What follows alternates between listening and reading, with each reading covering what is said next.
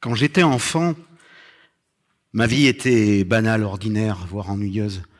Mes deux parents travaillaient tout le temps, ils n'étaient jamais là. À la sortie de l'école, j'allais chez une gardienne, et toutes mes vacances scolaires, je les passais au garage automobile de mon grand-père à la campagne. Éloigné du village et livré à moi-même, j'étais toujours seul et je m'ennuyais terriblement. Je me souviens avoir posé un recueil de poésie sur le rebord de ma fenêtre, et j'ai regardé pendant des heures le vent délicatement tourner les pages. L'ennui était mon quotidien dans cette petite ville de province où j'habitais, et de sentir le vent venir à ma rencontre comme un ami, cela m'apaisait. À l'école,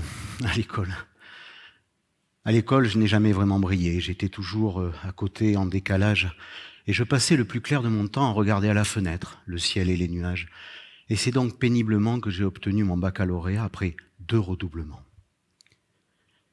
Si je devais résumer cette période de ma vie avec les mots du poète, je dirais que mon cœur était froid, ma tête était vide, j'étais triste, et je ne savais pas vraiment pourquoi. Issu d'une famille modeste, et pour payer mes études, j'étais alors étudiant en fac de géographie, je travaillais pour une petite entreprise de nettoyage et de ramonage industriel. J'y effectuais quelques livraisons de matériel. Et je me souviens très bien de ce mercredi matin 19 février 1992, je n'avais pas encore 25 ans. Je me suis levé tôt, très tôt, comme d'habitude pour pas être en retard pour les livraisons, 5 heures du matin. Et il faisait froid, très froid. J'ai démarré mon véhicule, j'ai mis le chauffage à fond. Puis je suis allé gratter mon pare-brise. Une fois de retour dans la voiture, j'ai allumé la radio. C'était une chanson de Jacques Brel. Je suis sorti de Bordeaux assez facilement, il y avait peu de monde sur la route, et j'ai pris la direction de Périgueux. Je refaisais le point dans ma tête du matériel à transporter pour ne rien oublier. Aspirateur, canne de ramonage, lampe torche.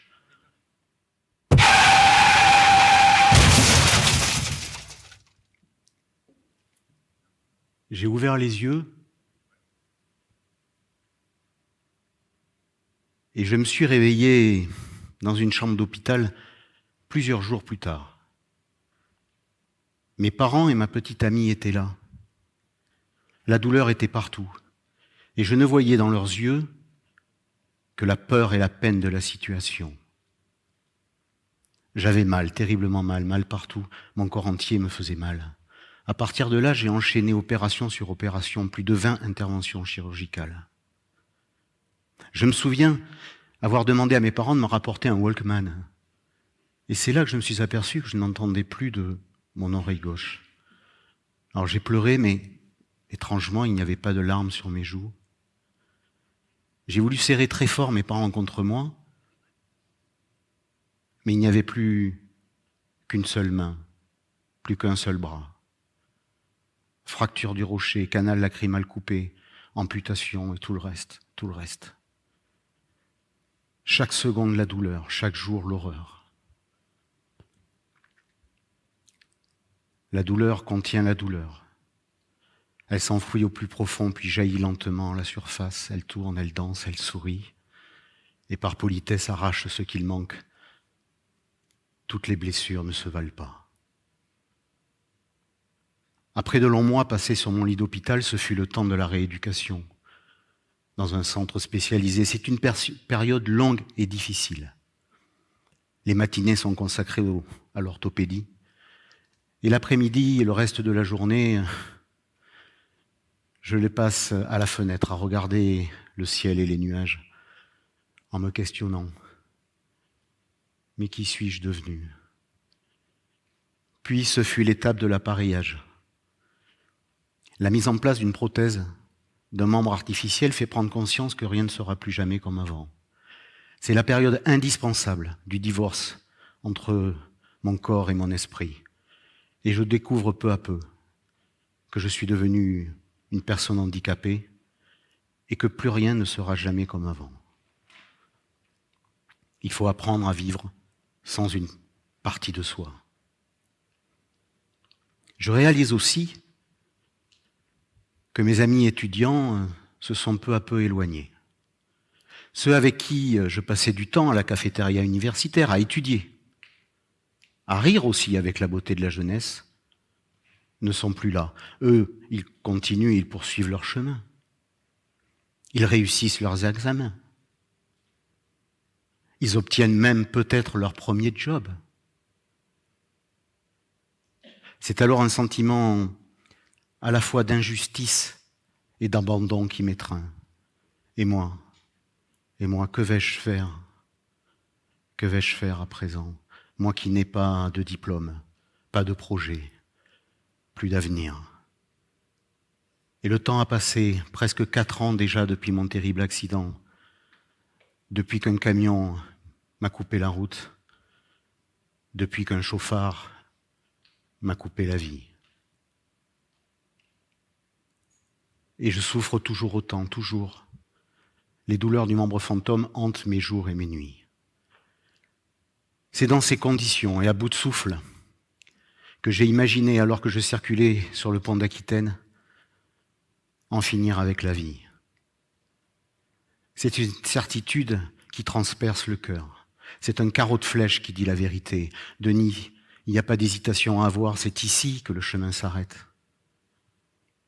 Et au même moment, au même instant, j'ai pensé à tous ceux qui, chaque jour, étaient à mes côtés, qui m'ont soutenu durant ces longs mois d'hospitalisation et de rééducation. Mes parents, ma famille, mes amis et surtout ma petite amie. Celle qui est restée à mes côtés durant cette terrible épreuve. Celle qui a choisi de continuer son chemin avec moi, en m'épousant alors que j'étais encore sur mon lit d'hôpital. La force de l'amour de mes proches, la force de l'amour de ma femme m'a permis de me rendre compte de l'importance de la vie. Et c'est là-haut, tout là-haut, en haut du pont d'Aquitaine, que j'ai choisi, en conscience, de vivre. Et c'est dans ce désir de vie que j'ai eu l'irrémédiable envie de la serrer tout contre moi et de lui dire que je l'aime. Et de lui dire qu'on va regarder et continuer de regarder ensemble le ciel et les nuages à la fenêtre. Il n'y a rien de plus précieux que le sentiment d'exister pour quelqu'un. Il n'y a qu'un seul bonheur en ce monde, c'est d'aimer et d'être aimé. Seul l'amour garde vivant. Mais comment faire? Comment faire pour rattraper le fil de la vie? Étrangement, et comme un rendez-vous inattendu, j'avais vu la veille un reportage sur un service hospitalier qui prenait en charge les jeunes adolescents suicidaires. À 28 ans, et bien que jeune adulte, je décide de m'y rendre. À mon arrivée, j'ai prononcé 2 mots. Aidez-moi. J'ai immédiatement été pris en charge par le personnel hospitalier.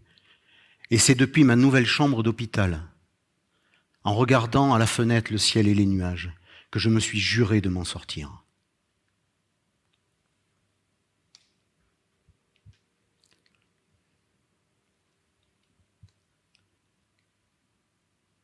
J'ai alors, grâce à mon envie de vivre, l'amour de mes proches, les soins prodigués, je suis sorti de cet établissement en seulement 5 jours. 15 jours plus tard, je mettais fin avec la difficulté qu'on imagine à la prise de morphine. Et j'ai dans la foulée réintégré la petite entreprise de nettoyage et de ramonage industriel avec l'émotion. À mon arrivée, je découvre que cette entreprise est au bord du dépôt de bilan.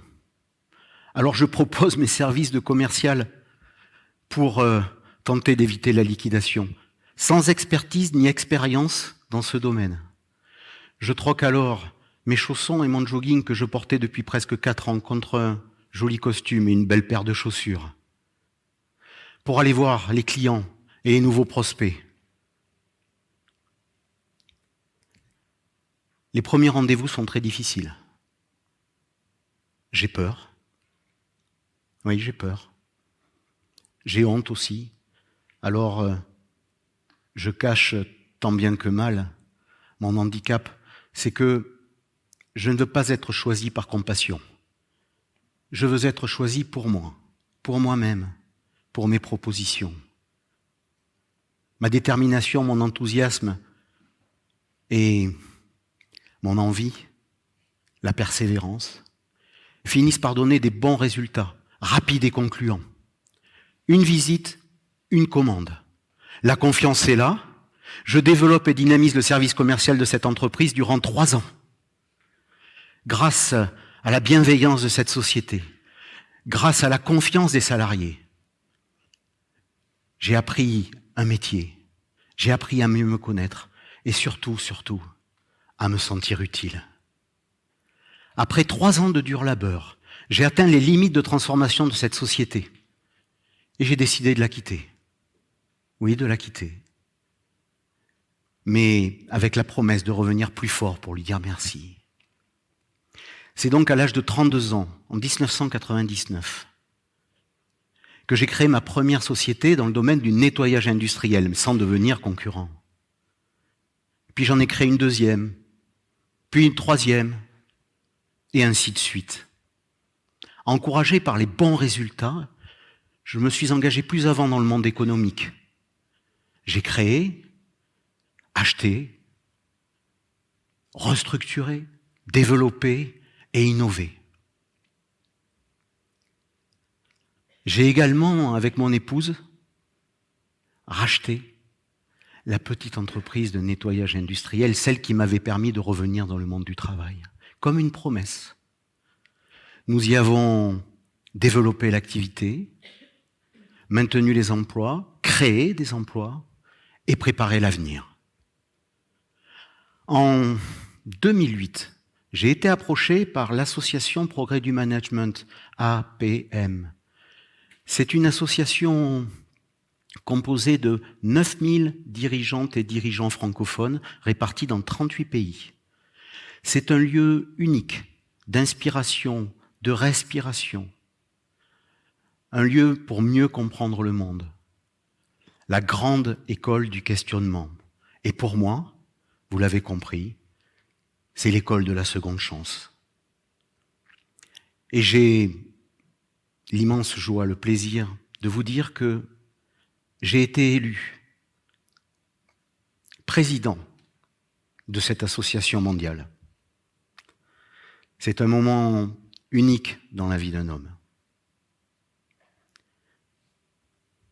Grâce à l'amour, grâce à tous ceux qui m'ont tendu et donné la main, grâce à la poésie, grâce au vent aussi, celui qui tourne délicatement les pages de nos vies, et aussi difficile soit-elle, j'ai choisi la vie.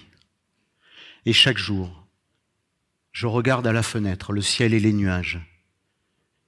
Et chaque jour, je m'étonne de tant de beauté. J'ai connu la nuit, j'aime le jour, et vous ?